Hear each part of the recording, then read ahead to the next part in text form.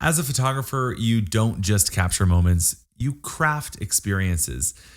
Designing your client's journey is an art form in and of itself. And really, in today's day and age, it's what's going to set you apart. That's where Sprout Studio Workflows can really help you out. You can simplify the process of designing your client's journey in a way that is both reliable and consistent. And with the launch of the all new workflows in Sprout that I'm going to show you today, it's never been easier to design a great experience for your clients and put it on autopilot. It's important to note that before you get into Sprout and start using the software and get caught in the weeds of the tool itself, you really should take some time to map out your client journey. You want to create sort of a blueprint of what you're going to be working on and giving your clients so that you can get clarity on it and you can see it from a bird's eye view before you start using the software. So today we're going to walk through both of those processes. Today you're going to learn, number one, how to create a map or a blueprint of your ideal client journey. And then number two, how to turn that client journey into a Sprout Studio workflow. We've even created a fillable PDF, and I'm going to walk through filling it out with you today in this example so that you can actually see how to walk through creating these experiences for your clients. Before we get started and dive into this, it's important to note that I recommend that you do this process for each kind of photographic experience that you offer.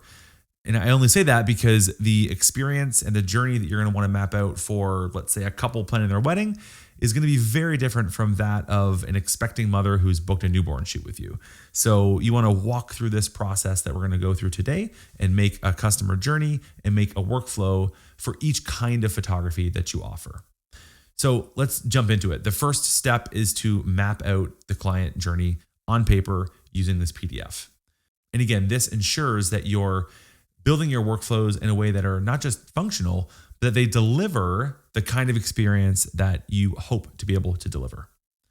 Let's make sure that as we walk through this, you're looking at things from the perspective of your clients. You have to put yourself in their shoes and really try to understand what are their thoughts, what are their feelings, what are their actions, and how can you best design an experience to serve those different things that they're thinking, feeling, and doing. In this example, we're going to walk through doing this for a wedding. So let's walk through it together. I'm going to go ahead up here, and at the top, I'm going to fill this out and call it the wedding workflow.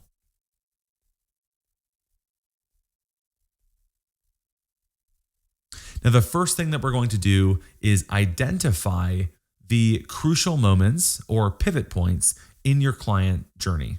In Sprout Workflows, we call these milestones. So a milestone for any kind of session, for example, might be when your client books you, or after you do an engagement session, or after a session itself, or if it's a wedding, after the wedding, when you do an IPS session, when you deliver the finished products. These are all milestones when you look at the customer journey from a 10,000 foot high perspective. So you want to identify those, and you're going to build all kinds of things in and around them.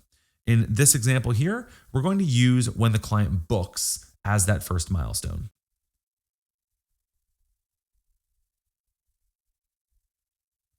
For each milestone, determine what you want to do both before, where applicable, and after that milestone. In Sprout, we call these actions. So for example, you might want to remind yourself to do something by creating a task. You might want to collect answers to questions by sending a questionnaire. You might want to set expectations just by sending an email, or you might want to schedule an appointment or a follow-up by sending a scheduler. And for each of these actions, we're going to associate a time slot for it so that you sort of know when it's happening in relation to the milestone. So let's continue running through this with this wedding example. We're going to start here and go 1 hour after. This is 1 hour after the client books. We want to go ahead and send a welcome email. So I'm just going to write that down here.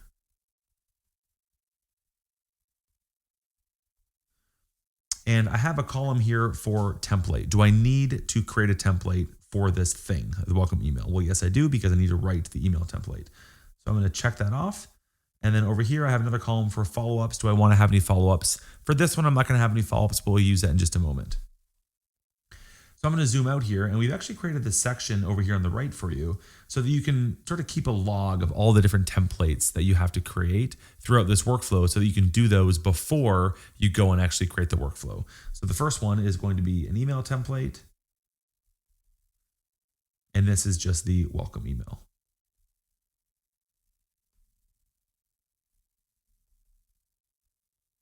And that is the first time slot. Let's kind of keep walking through this here and move on to the next time slot, which is going to be 1 day after. So 1 day after the client books, I want to send a thank you card.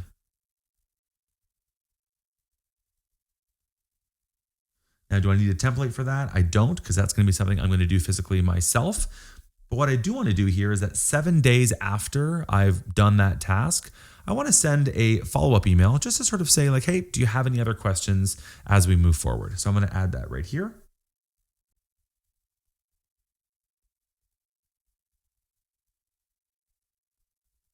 And I'm also going to make sure that I write down that template so I don't forget to make that template.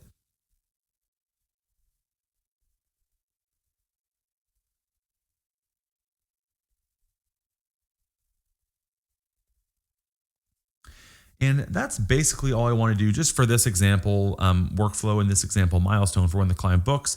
I've got 2 time slots here and an action for each, one of them with a follow-up action.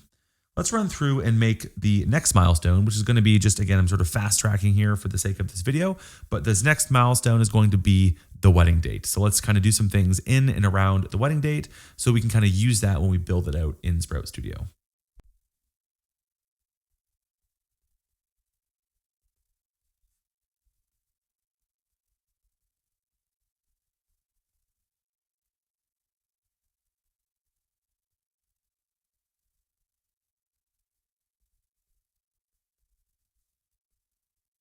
And again, just as you build these, remember to make note of all the templates that you have to create as you go through. And for this example, I know that I need to have an email and a questionnaire.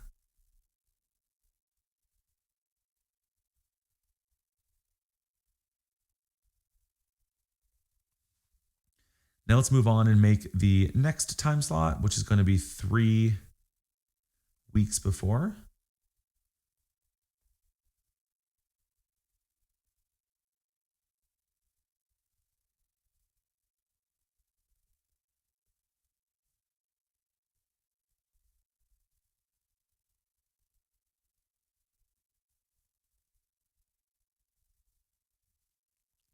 And the last one I'm going to do is just have a reminder for myself the day before the wedding to touch base with the couple.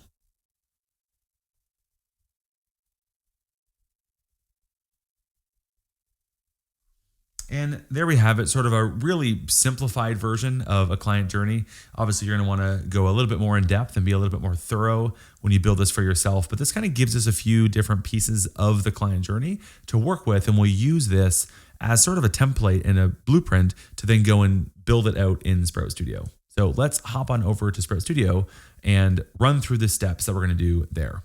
There's 6 steps, and I'm going to walk through them here, and then we're going to hop into Sprout and actually do it together. The first thing you're going to want to do is make your templates. So that's why we kind of had that log, that little list as we built out the client journey on paper. What are all the different templates, all the different things that you need to make in order for your workflow to be cohesive and to be reliable and consistent? So the first thing you're going to do is make those templates. And then the next thing you're going to do, number 2, is to create your new workflow. And that is sort of that master workflow that we created here, that wedding workflow. That's going to be a new workflow that you create in Sprout. Step number 3 is you're going to go ahead and add those milestones, all those different milestones that we had mapped out together on the page. We had when the client books and we had the wedding date. Those are the 2 milestones that we used here. So you're going to add those milestones into Sprout in the workflow. Number 3, you're going to create steps. and you're going to create those actions. And that's number 4 and number 5. You're going to create those sort of like time slots, and you're going to create those actions, and you're going to start building those things. 1 day before, do this. 3 weeks before, do this. And you're going to build those all in relation to your milestones. And then of course, the last step is just to add those follow-up actions. And we have one of those examples here that we're going to run through and do together. So let's hop into Sprout and do all of this now. So you can see that the first part that we're going to do, and that I've already got created here, is to create the templates. So I've got email templates here. I have a new grouping right here called wedding demo. I always recommend keeping things grouped together per shoot type. And again, that way you can kind of keep things nice and organized, and everywhere in Sprout will actually respect that and show you those categories as you go. So I have all my email templates already mapped out. These are the 4 that we mapped out that I had to write when we had mapped this out on paper. I had to also create a questionnaire template, which I've created here, and I had to also create a scheduler, which I have already created. So I've done number 1. I've made all of those templates. Let's now go into the automation section and then click Shoot Workflows, and we're going to make our shoot workflow right now.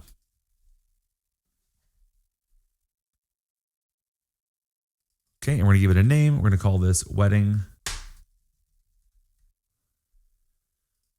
And the next step, which is step number 3, is to add the milestones. So I'm going to go ahead and click this Add Milestone button right here. This one will also work if you don't have anything added yet to your workflow.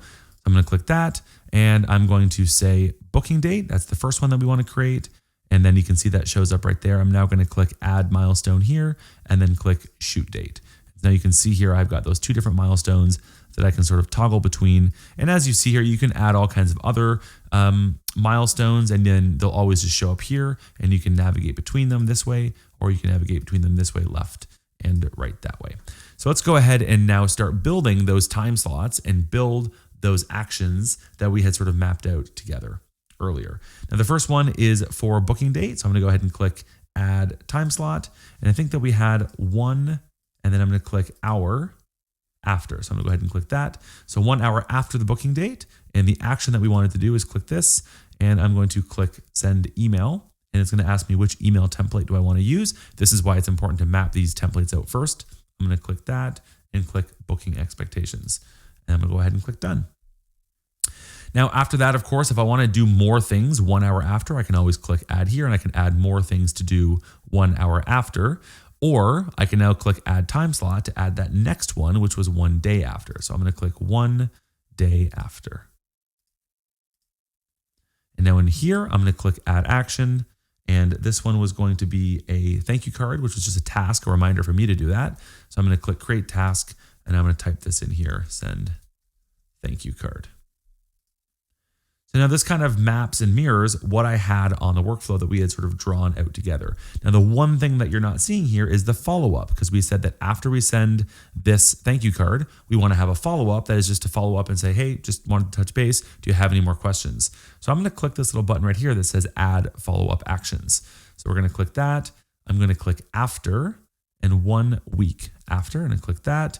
So now it says 1 week after this is done. Do you want to do something? So I'm going to click this little plus button right here. I'm going to click Send Email, and I'm going to click this Booking Follow-up Email right here. So as you see this, I now have 1 hour after booking date, send this email, and then 1 day after booking date, do this thing, and 1 week after that's done, send this thing. Now I can add more things to do or to happen 1 week after I do this. I can add even more delays if I want to. But for now, we'll kind of leave it at this. And if you're ever building these workflows and they're kind of getting really big and there's a lot of buttons in here because you've built this to be really thorough and really complex, we built this preview button here that kind of just removes all of the buttons so that you can kind of more visually see what's actually going to be happening. And then when you're ready to go back into editing it, just click the edit button there to add those back in. And the last thing we're going to do now is to build out the exact same way under the shoot date milestone, the way that we had mapped it out on paper here. So I'm going to go ahead and do that right now.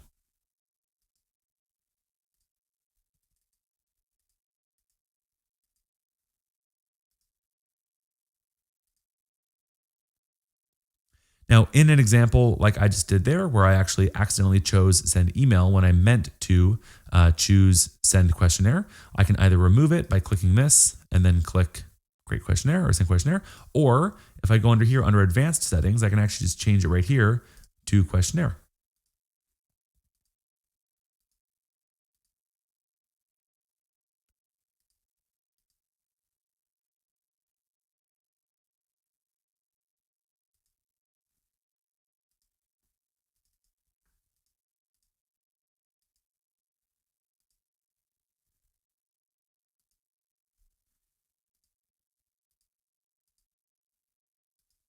Now you can see here that when I go to add a scheduler to schedule that date, it's going to ask me to select a date that I have on this shoot.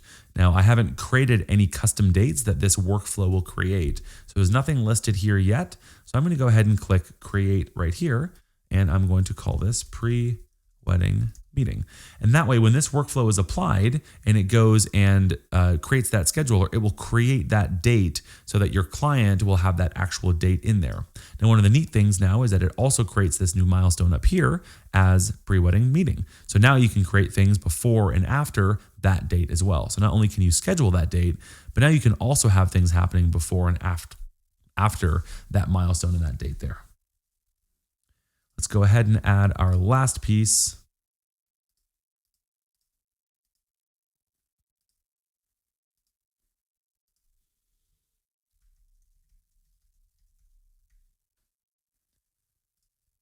There we go. And let's just say that for good measure, the day after the wedding, one day after, we also want to have a little reminder to put a social media post up.